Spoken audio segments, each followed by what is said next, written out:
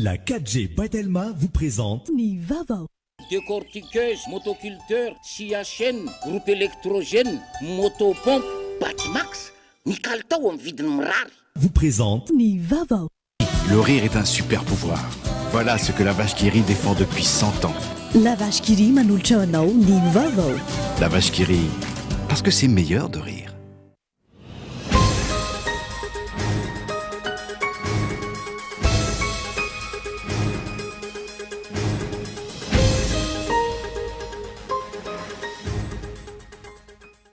Niroso tamin'ny fifampidiniana indray androany fitondram-panjakana sy ny Académie nationale de médecine de Madagascar manoloana ny fitadiavana vaksiny izay mety iroson'ny Madagasikara momba ny Covid-19.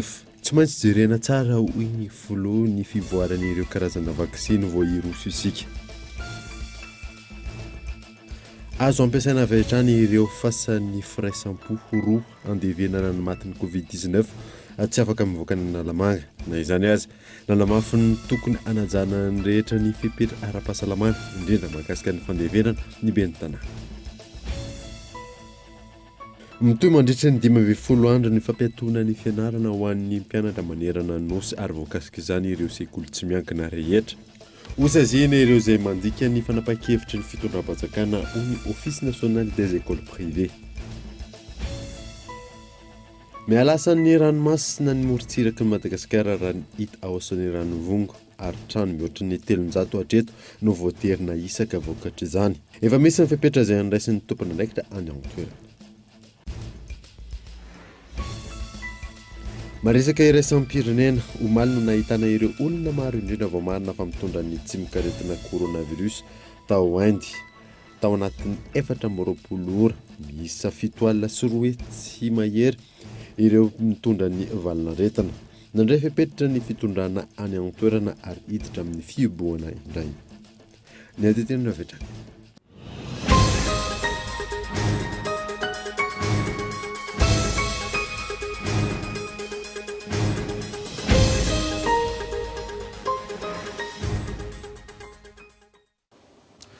Finaritra tompoko lasy tompoko avy fotoana vaovao eto amin'ny Kultivika Manazanora anaraka izany hatramin'ny farany.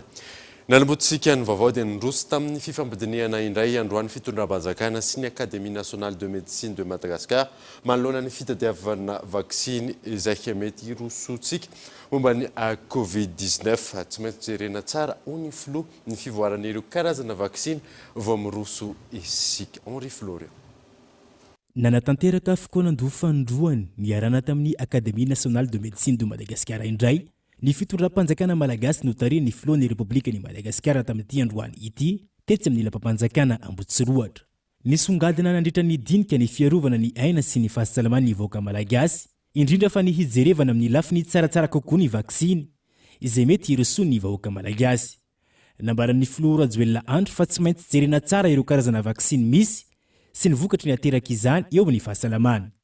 Dia izay no antony anamafisana ny fivoriana izay atao androany zany sy ihany koa ny taratasy nalefanareo moa satria misy zany le fanapa-kevitra ilay efa mivoaka moa ny étude scientifique ny hoe izavy ny vaksiny matohatra n'ilay variant sud-africain dia misy maromaro moa izy ireo nefa ny vaksiny koa dia mivoatra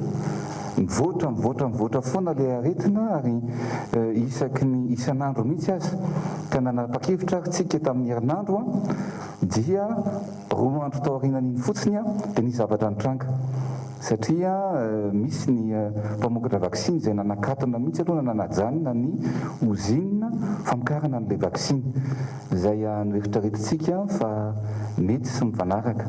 Dia izay zany mahatonga antsika eto androany mba hifanakalo hevitra indray araka ny taratasy nalefan'ny Académie de médecine malagasy dia hifampidiniky tsika mikasika an'izay sy ny rafitra sy ny fepetra rehetrarehetra mba ho atao sy arahana manoloana an'izay hoe ny vaksiny tokony mety sy mifanaraka ary tena nasitrana sy ahafahantsika ihany koa miady amin'ity valanaretina ity.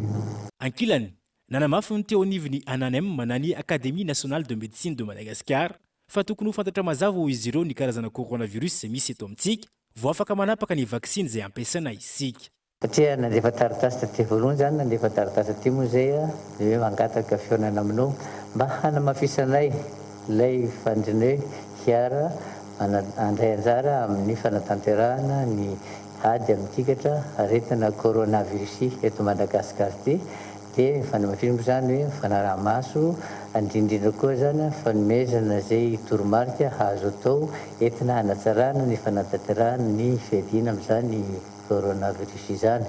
Zavatra zay zany no nampatongany hoe loha miona ny andriamatoa loha amin'tika ny anio moa dia ndesaka ny hoe tokony hisy ilay séquenceur ADN zay ahafahantsika mahafantatra hoe inona no karazana coronavirus misy eto amintsika eto.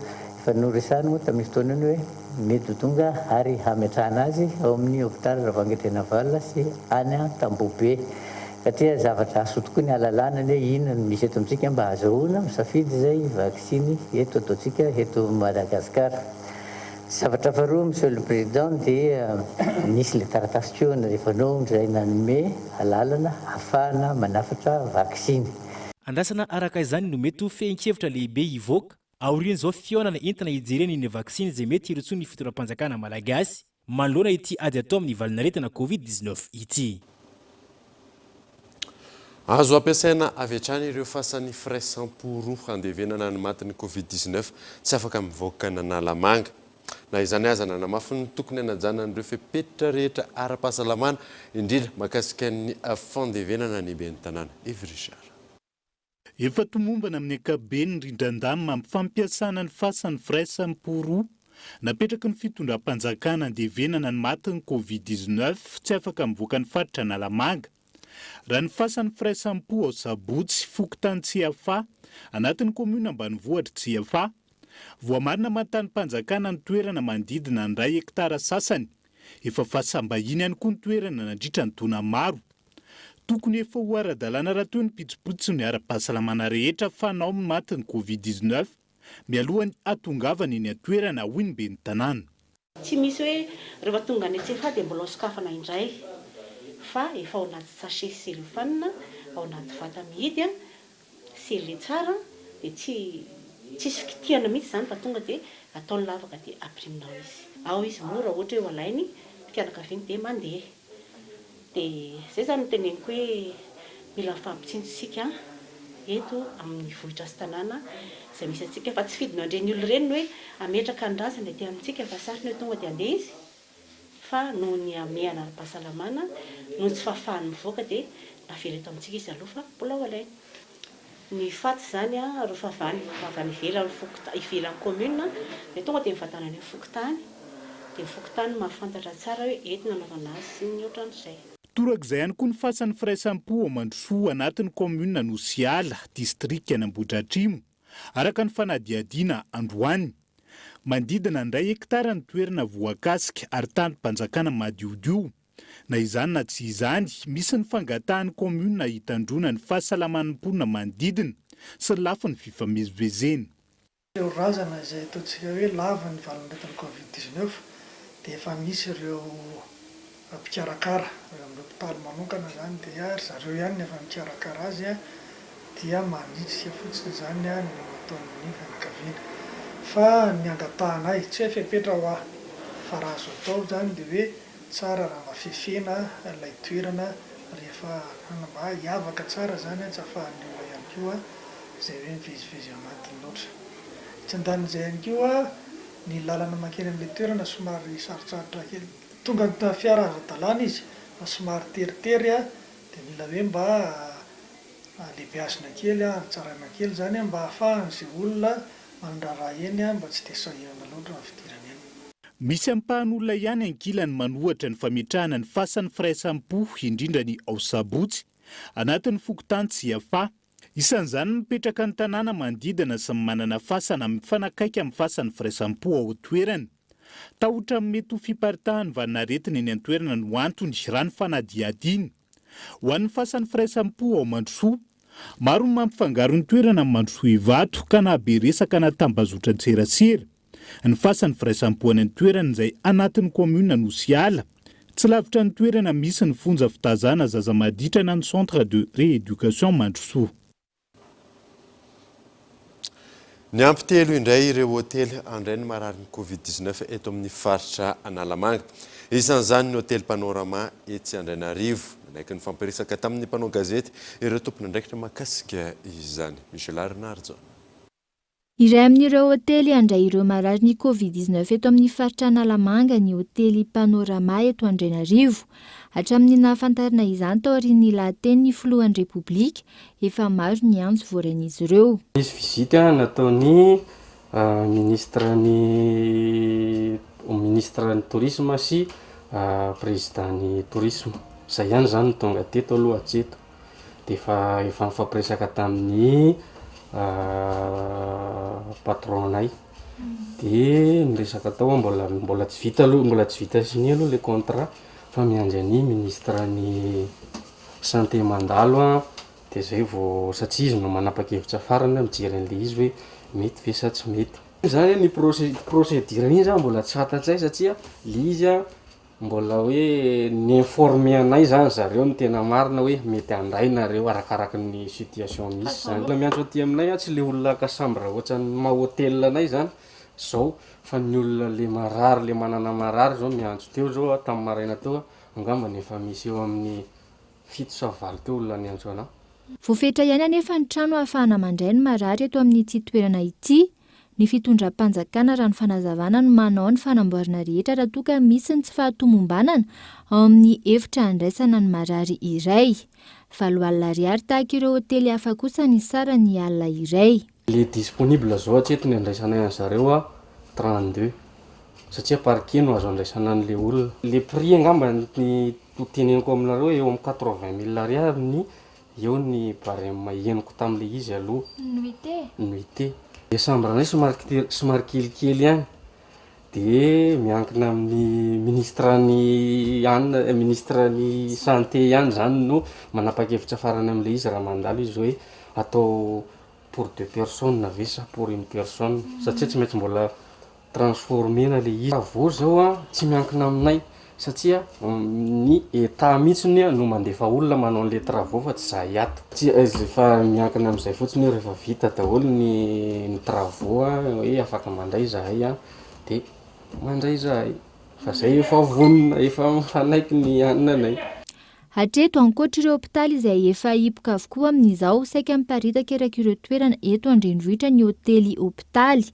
Isan'izany ny Live Hotel Andavamamba, Le Pavé Antaninarenina, hôtel Tsangatsanga, ankoatra ny Panorama dia andray marary ihany koa ny Motel Anosy sy ny Anjari Hotel.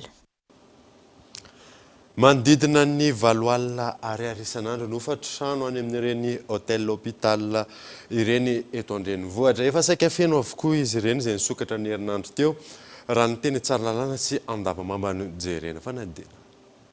Araka ny fanapa-kevitra noraisin'ny fitondram-panjakana ny andraisan'ireo hôtel izay mahafeno ny fipetra sy manaiky ara-iasa atao toeram-pitsaboana ireo izay marary ny Covid-19 ao anatin'ny forme modéré toy ny etsy amin'ny hôtel Tsangatsanga Tsaralalàna sy ny Live Hotel Andavamamba. Manodidina ny 7 alina hatramin'ny 5 sy 7 alina ariary isan'andro ny ofan'ireo chambre izay fain'ny olona tsaboina.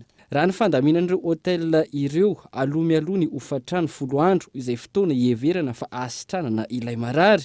Izany hoe manodidina ny 7 hetsy ariary no atokana ho an'ny ofatrano. Raha mody alohan'io 10 andro io, averina ny ambom-bola ho ny tompon'andraikitra. Ankoatra io ny sakafo izay ampirisihana ireo marary mba ao amin'ny hôtel ihany no ividianana izany hisoroana ny fivezivezena fa ihany koa hiantona ny sakafo ara-pahasalamana mameno ireo fanafody.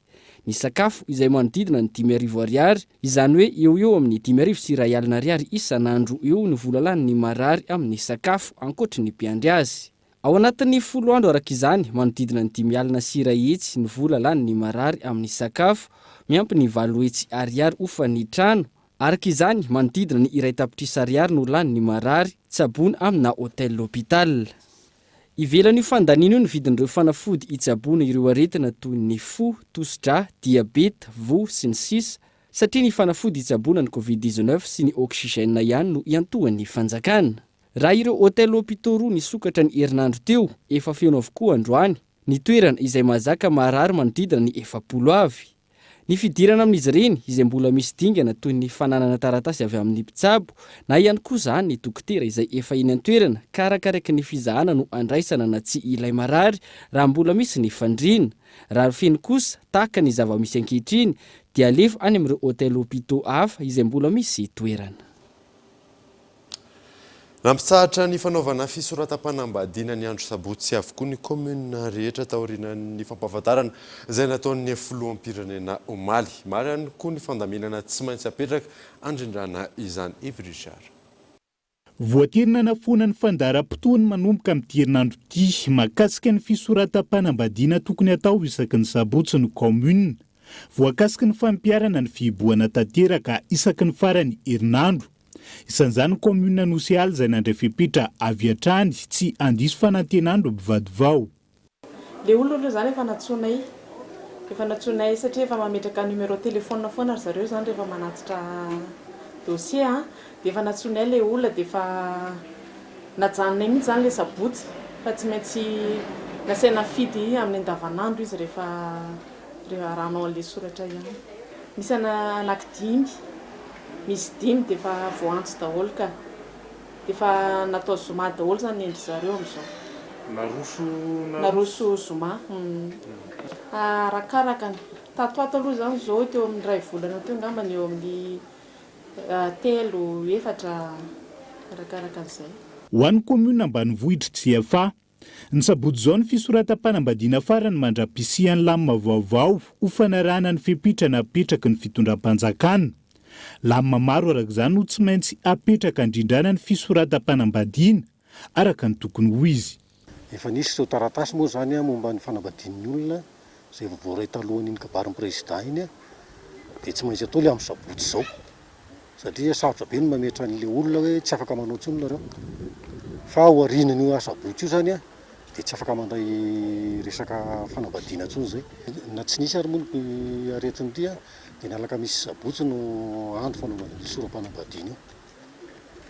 Dia amin'izao zany zao hoe tsy mety intsony ny sabotsy zany zao dia manahoana ny fomba. Iny moa fandaminana indray zany tsy misy ohatran'ny fampiresahana ihany ny zava-dehibe fa afaka alamina amin'ny andro rehefa jour ouvrable ankoatran'io an'io zany dia afaka anaovana mariage satria ilay sabotsy efa tsy afaka anaovana intsony. Mijana ho 10-12 miaraka amin'ny mpanambady hatrany ny isan'ny afaka manotrina ny fisoratana ho fanajana ny fepetra ara-pahasalamana. Entitra ihany koa ny fampanajana ny fanasana tanana sy ny fanaovana arovava-orona na izany ho an'ny mpanotrina na ny mpanambady. Hatramin'ny mpanambady fa rehefa akasary fotsiny izy rehefa avy eo dia asorony kely vetivety fotsiny ny cache-bouche-ny. Miala ny cache-bouche-ny zany dia afaka manao bisou kely izy dia miverina indray ny cache-bouche-ny rehefa avy eo. Ny ampifolo indray no lavan'ny valinaretina Covid-19 teto Madagasikara raha ny antotan'izy izay nivoaka tamin'ity androany ity. Miampy 3,9 ireo tranga vaovao ary ny faritra Analamanga no maro an'isa amin'izany Michel Arnardo. Tsy mitsaha mitombo ireo tranga voamarina fa mitondra ny valanaretina Covid-19 eto Madagasikara. Raha ny antotanisa avy amin'ny Ministeran'ny Fahasalamam-bahoaka ho an'ny andro ny 12 Aprily 2022 amin'ny fitiliana miisa 737 miisa 3,9 indray ireo tranga voamarina ary ny ampy 10 ireo olona lavo. Hatreto 3,9 ireo olona-mbola manaraka fitsaboana, 7 amin'izany no anatin'ny antsoina hoe forme grave ary olona miisa 7,9 no efa sitrana. Anantotanisa ny 13 Martsa 2022 hatramin'ny 12 Aprily 2022 araka izany dia miisa 7,773 alina ireo tranga voamarina fa mitondra ny Covid-19 eto Madagasikara amin'ny fitiliana vita miisa 7,9 sy 4 siry ahetsy. 3,9 alina ireo efa sitrana ary mitotaly 2,5 ireo olona maty. Hatreto 3,7 ny tahapasitrana eto Madagasikara raha toa ka 2,7 telopolo isanjato ny taham-pahafatesana vokatry ny covid-19. Ny faritra Analamanga amin'izao no ahitana trangana covid-19 betsaka indrindra. Amin'ny tranga miisa 3,700 vaovao hita omaly, 4,700 amin'izany no teto amin'ny faritra Analamanga. Ny fomba fijery ny olom-pirenena momba ny fanaovana vaksiny fanefitra ny covid-19 eto Madagasikara indray no fanadadiana izay nataon'ny Cool TV FM niaraka tamin'ny agence Capsule apahany betsaka tamin'izay nanontaniana nanambara avokoa fa tokony avela isafidy malalaka ny tsirairay. Miantarandriana evo. Raha iroso amin'ny fanaovana vaksiny adina amin'ny covid-19 isika ahoana ny hevitrao? Io no fanontaniana napetraky ny agence Capsule tamin'ny olom-pirenena 20 taonany mihoatra, miisa 700 izay monina eto Antananarivo renivohitra, ny 7 sy ny 8 aprily lasa teo. Ny ampaham-betsaka na ny 2,7 isanjato ny nanontaniana namaly avokoa fa tokony avela isafidy malalaka ny olona tsirairay avy. Mikasika izay fanaovana vaksiny izay, 7,7 isanjato nilaza fa tokony tsy maintsy manao izany avokoa. Ary ny 2,7 isanjato namaly fa izay marefy ihany no tokony atao. Nanamafy ny tenin'ny filohan'ny Repoblika kosa ny solombavam-bahoaka nanontaniana. Fa aminay zany solombavam-bahoaka izay misolo tena ny vahoaka sy miresaka amin'ny vahoaka dia tsara ny fanapahan-kevitra ny fitondram-panjakana amin'ilay tsy anaovana antery fa choix no anaovan'ilay olona anio vaksiny eny na maimaimpona ny fanaovana izany vaksiny zany dia ilay olona no aoka andeha hoe anolotra amin'ny tenany zany hoe atao vaksiny izy ary manao lettre mihitsy izy hoe tsy antery no anaovany an'izany ialana amin'ilay fifanomezantsiny ny fitondram-panjakana ny ahasoan'ny vahoaka mijerevany izay ahatsara ny fahasalaman'ny vahoaka ny fiarovany ny ain'ny vahoaka. Etsekilan'izay namafisy ny tsy farany fa ankoatra ny fanaovana vaksiny zava-dehibe ny fanarahana ny toromarika rehetra amin'izao ady izao.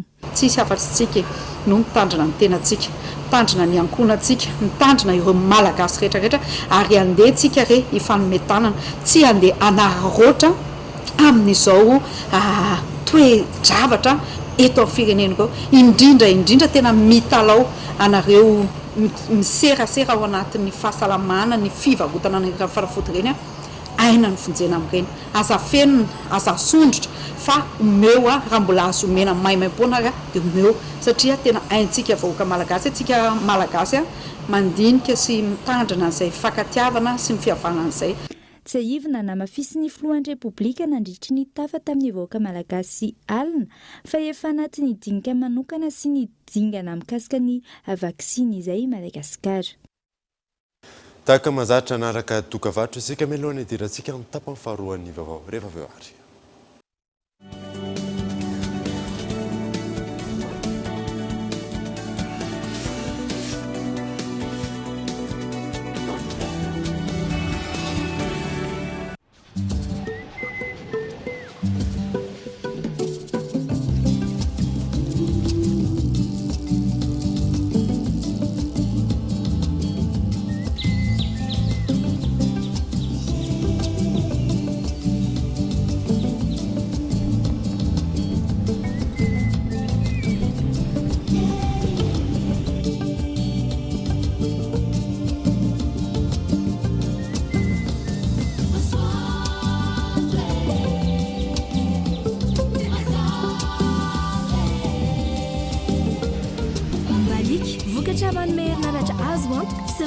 Tontolo iainana ahafahanao misitraka hazavana serasera ary fialamboly isan'andro n'aiza n'aiza eto Madagasikara.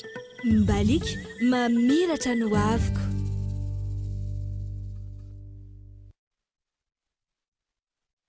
Il existe un super pouvoir que nous avons tous. C'est le rire. Le rire nous aide au quotidien. Le rire nous donne la force de combattre l'adversité. On est tous égaux grâce au rire. Le rire nous permet de voir le monde différemment. Alors oui, le rire est un super pouvoir. Voilà ce que la vache qui rit défend depuis 100 ans. La vache qui rit, parce que c'est meilleur de rire.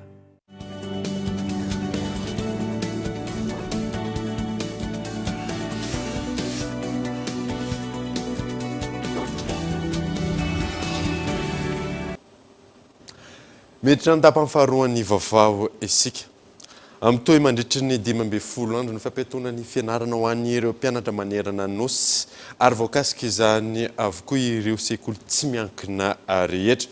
Hosaziana ireo izay mandika ny fanapa-kevitry ny fitondrana ho ny Office national des écoles privées ka eto Andriatsilavo.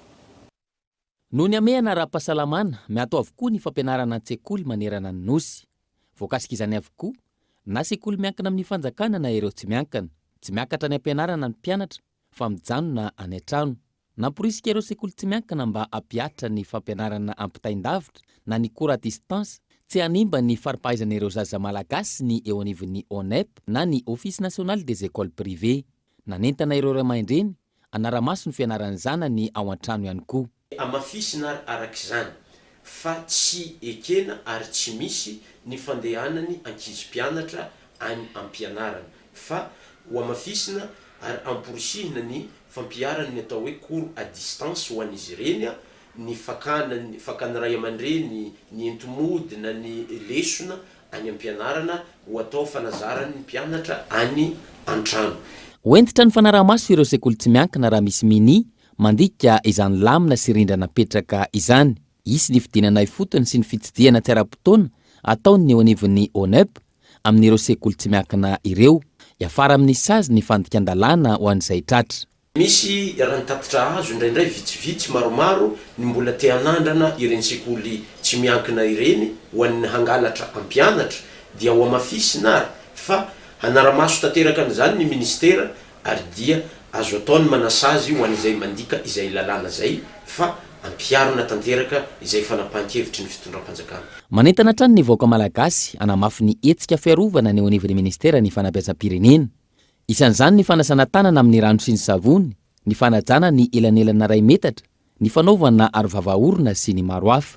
Amporisihina ireo izay ahitana soritra aretina, anatona avy hatrany ny CSB na ireo toerana voatokana andraisana ireo marary. Tontolo ny fampianarana izay hatrany dia mampitombo ny fandaniana ny fanaovana fampianarana en ligne ho an'ireo université tsy miankina amin'ny fanjakana. Antony voatery mampiasa plateforme numérique ny ankamaroany izy ireo ary apahany vitsy amin'ireo ray aman-dreny any anefa no afaka mandefa ny saram-pianarana ara-potoana. Nionina saina. Mito mandritra ny 12 andro indray ny fiatoan'ny fampianarana ny ambaratonga ambony araka ny fanapahana no raisy ny fitondram-panjakana noho ny mbola fipariany valana aretina Covid-19. Manoloana io, mitombo ny fandaniana ho an'ireo université amin'ny fanaovana ny fampianarana ampitaindavitra raha ny fanadihadiana natao. Ankoatra ny connexion, eo ihany koa ny volalany amin'ny plateforme numérique. Misy ny dépense de plus zany izay tsy maintsy ataon'ny sekoly amin'ny fividianana le plateforme numérique izay ahafahana mampita ny fianarana en ligne. Plateforme iarahantsika mahafantatra fa payant na any amin'ny hébergeur na any amin'ny fournisseur efa mi-envisager examen en ligne sahady zany izahay amin'izao fotoana izao. Ny aty amin'ny sehatry ny sekoly tsy miankina aloha dia tena tsy afenina fa anisany tena hoe mafy amin'izao toetra raha misy izao napa-kevitra mihitsy zany zahay hoe tsy misy mihitsy ny fiakaran'ny saram-pianarana fa kosa ny ray aman-dreny dia taninay mba hanefa ny saram-pianarana atsakany sy andavany. Tsy tokony isy fiantraikany amin'ny fampitana fahalalana na fampianarana ampitandavitra na tsy no atao ho ny mpampianatra. Ny finiavan'ny mpianatra no erany. Fa milaforay kosa nefa raha ohatra ka tsy misy zany valana reto ka mianatra ny mpianatra tsy maintsy mandany saran-dalana nge. Tsy maintsy mandany kely aza mety tsy nitrakafo kely, goûter kely, tsara zany netretra. Fa ny tombony zany dia hoe anjaran'ny tokantrano tsirairay avy mandany hoe tena tokony saran-dalana zany koa tsy tokony mahazo mivoaka ny tranonao satria mielo le olika aretina. Dia dikan'izay mivola tsy mivoaka iny iny ny tahirizonareo hividianana ohatra fa connexion. Ninona fampianarana menanao na etreno na ampitana-davitra rehefa tsy vonona ianao mpianatra, ianao no tomponatoka voalohany amin'ny olo dia mahatomponatoka anao voalohany rehefa vonona ianao ka vonona koa izahay hatramin'izay hanampy anao amin'ny fitaovana maro na ankajy mirendo na ny fampianarana io mitovy tsisy hafa ihany io. Mampitombo ny fahasahiranan'ireo université tsy miankina amin'ny fanjakana ihany koa ny tany fandoavana ny saram-pianarana izay ambany amin'izao fotoana izao raha ny fanazavana. Amtakina na fianganan'ny fitondram-panjakana ny fikarakarana ny dérogation d'un maintien en activité à titre exceptionnel sy ny tsy fanaovana tombosiala ny CCS national manabana iroso amin'ny dingana manaraka izy ireo raha tsy misy valiny fitakina. Iona saina. Mitorazaka ny fomba fiasan'ny fitondram-panjakana amin'ny fikirakirana ireo antota taratasy momba ny zo sy asy ny mpampianatra mpikaroka sy mpikaroka mpampianatra ho ny CCS nasionaly ao anatin'ny fanambarana navoakan'izy ireo. Ny 9 novambra 2024 efa tonga teny anivon'ny fiadiny primature ny antota taratasy rehetra saingy hatramin'izao tsy hita ny toy ny dérogation de maintien en activité à titre exceptionnel ho izy ireo ary hita ihany koa ny fanaovana ny tombosiala momba ny reclassement amin'ireo mpiasam-panjakana. Misy ny ampandalovana ny filan-kevitry ny ministra ao ireo tsy ampiarina izany. Ankoatra izay, efa nitanterana ny sosikevitry ny teo anivon'ny fiadinan'ny primature ka aoka mba samy hitana ny tenin'ny fanomezana ny andany sy ny ankilany ho iatrany ny CCS raha tsy izay isy ny fanapahan-kevitra ho raisiny araka ity fanambarana ity hatrany. Lafy mivao kosa indray saika isan-kerinandro no ahitana fiakarany ny vidin'ny matériaux de construction manerana nosy tato anatin'ny volana maromaro makaty. Manodidina ny 100 eo izay fiakarana izay miantarandriana evo. Simenitra, vy, tôle sy kojakoja maro. Saika miakabidy avokoa ny kojakoja sy fitaovana fananganana fotodrafitrasa na ireny karazana matériaux de construction ireny tato anatin'ny volana maro. Teto amin'ity quincaillerie nanaovana fanadihadiny ity, mivaova saika isan-kerinandro ny vidin'izany ny fanazavana. Rehetra mihitsy zany zavatra import zany dia tonga dia miakatra daholo. Ary izy tsy mijanona amin'ny hoe anna fa miova foana isan-kerinandro dia miova foana le izy. Somany zao tamin'ny farafaran'ny taona tany izy zao mbola 130 zao izy zao fa lasa 150 ny ohatraohatran'izay. Vy zao tany amin'ny alohalohan kely faran'ny taona izy zao vatra 110 nefa zao izy zao efa lasa 160. Feradisy première zao zany. Fa le feradisy local aloha tsy dia miakatra loatra. Ny tôle zao ohatra hoe raha vatra 2 arivo sy 2 alina taloha zao izy efa maka 4 arivo sy 2 alina izao zao le izy isan-kerinandro misy eo amin'ny 5 000 amin'ny arivo ariary eo fiakarana. Rehetrarehetra mihitsy na soma na vy na ohatraohatran'izay. Raha ny nambarany teny amin'ny mpanjara Atrandy, miankina amin'ny asandan'ny ariary ny fanazavana azo ho antony fiovaovan'ny vidiny entana miditra eto Madagasikara. Ny aloha fahafantaranay anazy dia le resaka le sadam-bola zany no mahatonga no miakatra dia le tsy haiko hoe tsy dia misy manara-masy koa fa le sa hoe ahoana dia zay tia zareo atao zany natao le io moa zany resaka sinosy-karana no tena anana io dia tsisy mpanara-masy zany dia zay tiany anaovana azy io dia ohatran'izay foana dia ohatran'ny tsisy réglement. Le fiatraikany zany lasa feritraina be le olona manao le izy dia ajanony mihitsy aloha le zavatra ataony na ohatra hoe kely ny zavatra ataony. Raha taloha zao ohatra hoe manafatra ohatra hoe 10 tonnes ohatra hoe par semaine dia zao zara raha misy tena 5 tonnes 4 tonnes sisa. Vy ohatra hoe manafatra viana ohatra hoe 20 millions ohatran'izany saka herinandro. Dia zao lasa tena mena azy mena tsasa mihitsy le izy. Ohatra zao zany zao raha ny tena mala ohatra zao ny tena fidinan'ny entana raha resaka hoe matériaux dia resaka construction na fanambarana trano na ohatran'izao zao zany ny fidinana. Nefa le izy tena magaka fa zao miakatra. Raha ny tatry ny Banky Foibe Madagasikara hatramin'ny volana janoary 2024 anefa nijerena nahazo aina raha oharina amin'ny euro ny ariary. Izany hoe raha toka tany amin'ny 9,900 sy 4,000 ariary ny euro ny fiandohan'ny volana janoary 2024, nidina ho 10,900 sy 4,000 ariary teo ny euro ny volana febroary ary amin'izao lasa mandidina ny 10,900 sy 4,000 ariary izany. Ny ena kosa ny sandany ariary tato anatin'ny volana maro raha oharina amin'ny dolara. Izany hoe ny 10 ny volana febroary ohatra 700 sy 3,000 ariary teo ny iray dolara ary amin'izao kosa dia lasa mandidina ny 20 sy 700 sy 3,000 ny iray dolara. Mialasan'ny ranomasina ny morontsiraky ny Madagasikara raha ny hita oasan'ny ranovonga ary trano mihoatra ny 300 hatreto no voaterina isaka vokatra izany. Efa misy ny fepetra izay niraisin'ny tompona andraikitra any amin'ny toerana fanadina. Tsy mitsahatra mandroso tsikelikely any an-tanàna ny ranomasina ao amin'ny distrika ny Soany Ranovongo. Efa hatramin'ny taona 2024 no nahatsikaritra ireo mponina fa miazakazaka ny fidiran'ny ranomasina any an-tanàna, indrindra amin'ny fotoana mampisamota ny ranomasina. Mahatratra any amin'ny 520 metatra ny tokotany, misy ny trano miorina eo ambony torapasika no efa lasan'ny ranomasina tanteraka amin'izao fotoana izao. Ny fokontany Ambinany no tena lasipatra amin'izany. Milaza ireo mponina fa hatramin'ny nanomboan'ny asa fanorenana ny fototra-pitrasa vaovao itobiny ireo sambo any an-toerana izay mbola tsy vita no hatramin'izao no nahatsapan'izy ireo ny fiakaran'ny ranomasina.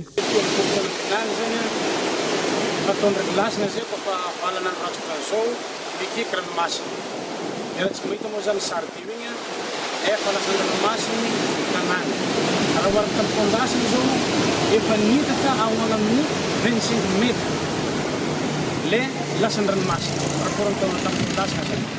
Efa misy presque 300 tafo koa zany raha atao tombatombana efa lasany zao. Ke efa noesika moa zany ny commune. Zao délibération toerana fa tamin'izay moa zany resaka ndiditra anajary le tany amindrina le olo.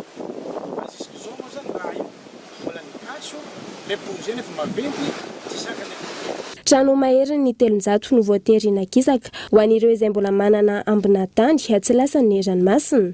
Ny sasany moa dia voatery noravaina noho ny tahotra amin'ny mety ho fiakaran'ny ranomasina tampoka amin'ny fotoana fatoriana. Mitaraina ireo mponina noho izy ireo tsy manana tany anorenam-ponenana intsony. Alahelo zahay raha tsy mbomina re tany zahay satria benzerise tonga taminay tegna mitany ampirabe. Kandrona hatramin'izao tsy menjare tany zahay. Milaza rehefa mitany zahay amin'ny tany faritondra tsy abenjay zahay. Kanefa sarotra aminay amidy zahay satria zahay lavitra toerana avy tanina minjare zahay tsy mety minjare zahay. Ny fianakaviana mipetraka aketo Ambinagna aketo mbo mila fagnampiagna zahay na toromarika afahanay tantegna le tanàgna ato na atao hoe rarivato zegny le moron-dranomasy satria izy to tegna ville zegny tanàgna Makalombo ato ke tsy fonay. Miandry ny fampanantenana sy ny fandraisana andraikitry ny tompona andraikitra maheva ny mponina any amin'ny fokontany Ambinany ao amin'ny distrika ny Soany Ranovongo manoloana izao fahalasanany ny ampahan'ny tany amin'ny ranomasina izao. Matahotra ny sin'ny tranga Mahatsiravina Rasendra Rivodoza. Tafatsangana ny conseil régional de Lavany ao Sava misehatra ny Lavanily izay fototra ny toe-karenan'ny faritra ka tsy maintsy hatsaraina raha ny fanazavana azo ka atao Andratsilavo. Tsy maro toerana ary sarotra ny name ny tontolon'ny sehampiarinana Lavanily eto an-toerana na i Madagasikara aloha no mitazona ny larana voalohany maneran-tany eo amin'ny fandaharahana azy. Nahitana fivoavana hatrany ny vidin'ny vokatra eo amin'ny tsena anatiny ary manaraka izany ihany koa ny kalitaon'ny vokatra. Miova ny fomba fandaharahana amin'izao fotoana eo anivon'ny tsena iraisam-pirenena antony nananganana ny vovonany.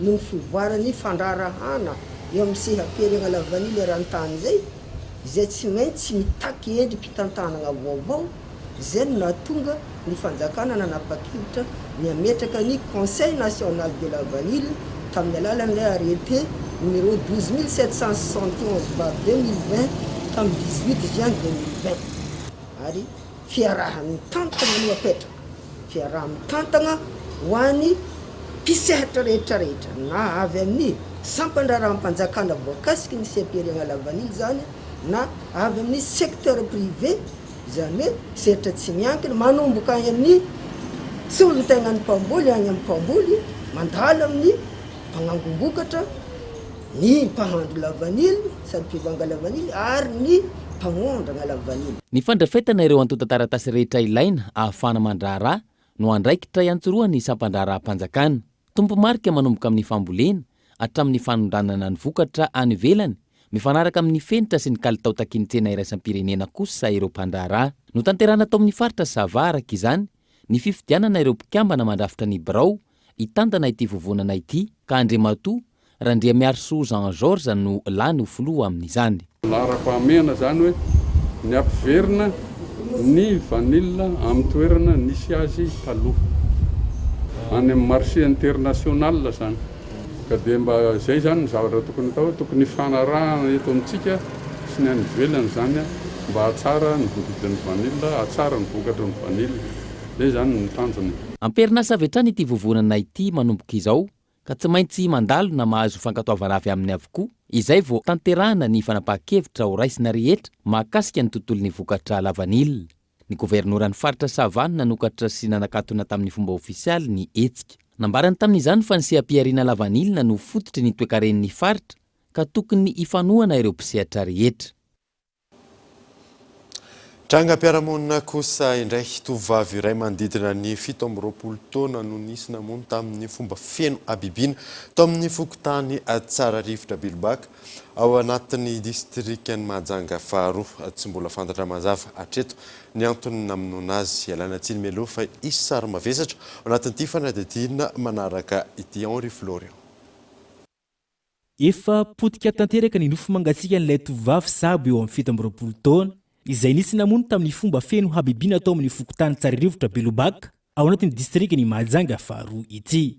Tsy fantatra mazava hatreto no tena nanjony ity tovovavy ity raha ny fitantarany reniny. Nanomboka tamin'ny lakamisy ramplazan'ilay olona nijanona tao an-trano zany rehefa izy nisy mandeha zany tamin'ny roa izy nialy. Io tamin'ny roa teo izy nialy. Hoe za vetivety fotsiny. Dia za manko tonga tamin'ny 9 hariva ilay zaza nitomany dia nakaiza ho mamany ity. Dia lasa mandeha miboaka vetivety.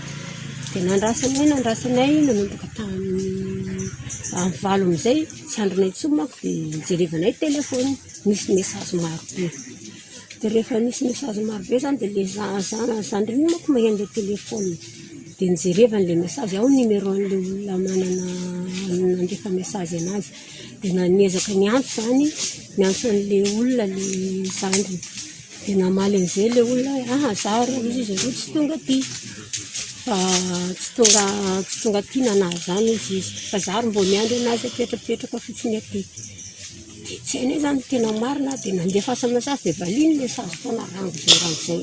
Nanahy zany anao izy tsy tonga aty. Fa za ro napetrapetrany fotsiny. Dia raha ohatra zany raha ny tena marina ny tokony tsy ambivalona intsony izy vao nitenen'ilay hoe tsy tonga nanahy. Fa raha hoe tsy tonga tamin'roa ohatra zany dia tokony efa niantso tamin'ilay telefony izy satria ilay telefony nijanona tamin'ilay tao an-trano. Nanamafy ny lehibe ny fokontany fa hisokatra ny fanadihadiana mahakasika izao von'olona mahatsiravina izao. Natana faty mahatsiravina moa eto anatin'ny sekitera Bilobaka Anohany. Dia izy moa zany rehefa nijerena ny kostana atao teto dia efa eo amin'ny efatra andro eo zany ny razana aty. Ary araka ny fahatanjaka anazy moa fa tena potika dia potika satria efa mety efa nisotrosotromin'ny raha doko izy ireo efa simba tanteraka. Ka zay zany nahatonga nandroany ny misy fidinana taty nataon'ny gendarmerie sy dokotera nanao constanty razana zay hita fa misy namono zay fahitana anazy. Andrasana araka izany mety ho toy ny raharaha manoloana ity famonon'olona amin'ny fomba feno habibiana atao amin'ny fokontany Tsararivotra Bilobaka ao anatin'ny distrikan'ny Mahajanga faharoa ity. Maresaka iraisam-pirenena omaly no nahitana ireo olona maro indrindra vao marina fa mitondra ny valinaretina coronavirus tao Inde tao anatin'ny 420 ora. Misy 7 alina sy 2 hetsy tsy mahery ireo mitondra ny valinaretina nandray fepetritra ny fitondrana any an-toerana ary hiditra amin'ny fiboana indray fanadina. Mafy kokoa ilay variant ny Covid-19 ao Inde raha ny zavatra mitranga any an-toerana. Omaly olona mahery ny 2 hetsy no voatily efa mitondra ny valanaretina tany an-toerana. Fitiliana izay natao tao anatin'ny 420 ora. Nambaran'ny tompon'andraikitra any an-toerana fa tsy hitan'ny fitiliana izay atao amin'ny fitilian'ny Covid-19 ny variant vaovao izay hita any an-toerana. Manoloana ny fianaky ny valanaretina any an-toerana tsy maintsy hiroso amin'ny fioboana indray Inde mandritra ny herinandro raha ny fanapahan-kevitry ny fitondram-panjakana any an-toerana. Tsy antonina any amin'ny hopitaly intsony ireo marary ankehitriny ka tsy maintsy mividy ny oksigène ka hanohizana ny fitsaboana any an-trano. Eny amin'ny tsena maizina no ahitana izany sisa amin'izao. Raha ny hita any an-toerana, ny tanora no tena maro voan'ny valanaretina raha ampitahana tamin'ny andiany voalohany. dia izay mamana vaovao tamin'ity androan'ity ankasitrano nanaraka izany soava tsara daholo tompoko.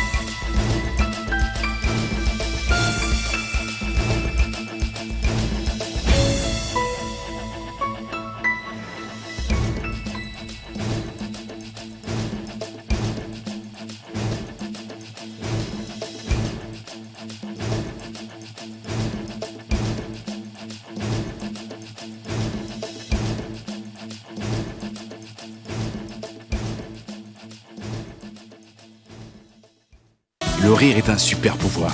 Voilà ce que la vache qui rit défend depuis 100 ans. La vache qui rit. La vache qui rit, parce que c'est meilleur de rire. Décortiqueuse, motoculteur, scie à chaîne, groupe électrogène, motopompe, Batimax, Mikaltao en vide. La 4G Batelma vous a présenté Ni Vavo.